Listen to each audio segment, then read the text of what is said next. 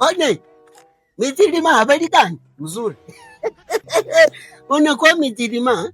Awi niko mzima inshallah, alhamdulillah, nalamuka sai na niko mzima depuis mtoto wangu. Unakula nguruwe? Chumi nakuona milomo yako inafanya kwako mashushi. Iko sali saa kugusa huku pembeni.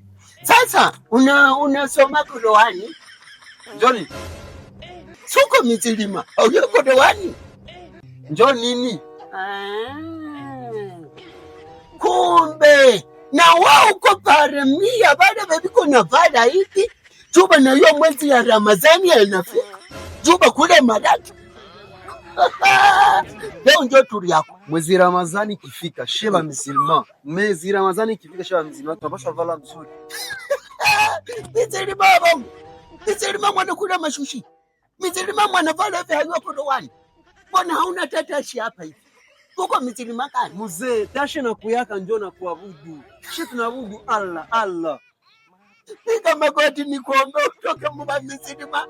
Otoshe manguo usianze chakula wa Mitilima. Piga magoti embeside. Mitilima. Wao uko nisema kwa Mitilima. Kwanza uko soko hata wengine chini. Hauko hata Mitilima. Wao ni kuombe. Funga bule bumacho. Kila mapepo yote kwa kuvalisha vya mweupe. Kutoke hapa. Obadiliki. Waangalia jinsi unaweza ingia mtini mwa yenye utaamini mzuri.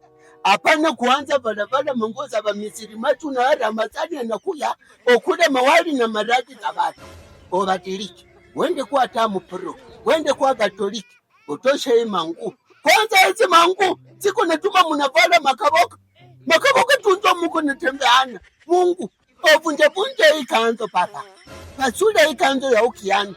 Abakiana tu ikaboka ilikuwa penda unishe mbele ya watu. Shimama Mungu aliyakusikia.